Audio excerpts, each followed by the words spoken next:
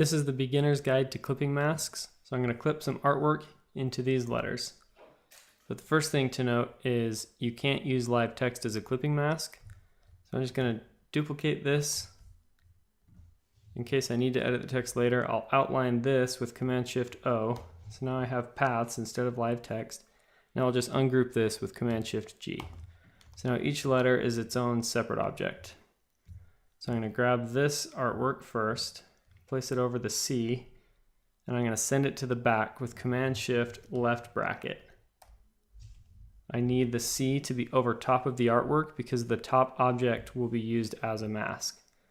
So now I can select my artwork and the C and create a clipping mask with Command-7. So now that C is just one group, the C and the artwork inside it. So I can move that around as a whole. I can, with the direct select tool, I can edit the shape of this mask still, and it will redraw to show what artwork is behind it. So let me just undo that. If I want to edit the artwork inside the mask, I can just double click on that group, and now I'm inside in isolation mode. I can select this path, I can change the color, I can use the direct select tool to change the points on the path. So I can edit it just like normal. I'm just in isolation mode. To exit, I can either click up here, click the back button or layer 1, or I can just double click outside the artwork. If I want to edit it without going into isolation mode, I can use direct select tool. So hit A on your keyboard and you can just click inside and get the path. If you click on a path, it will only select that one point. If you option click with the direct select tool, it'll select the entire path. So you can option click and then move that whole path around. So I'm just going to mask the rest of these pieces of artwork into the other letters. So send it back, Command-Shift left bracket. I can just keep that selected and select the L, Command-7. Move on to the next one. Command-Shift left bracket, Command-7.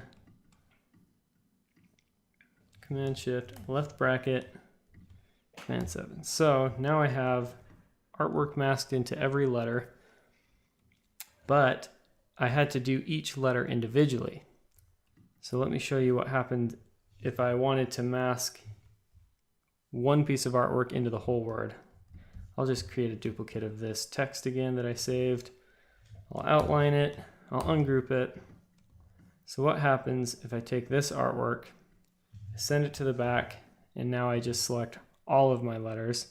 I hit Command-7, it only masks into the top letter because the very top object is always used as your mask. So if you hit undo, I'll show you how you can use one single mask for this whole word. So it needs to be a compound path. What that means is the letter P is a compound path because it's a single object made of multiple paths. So there's one path and two paths that are independent of each other. They were made into one compound path. So let's just select all the letters, hit Command-8. Now it'll tell you up here in the corner, it's a compound path. So now it's one single object. I can drag, select the whole thing. My mask layer is on the very top, so I hit Command-7.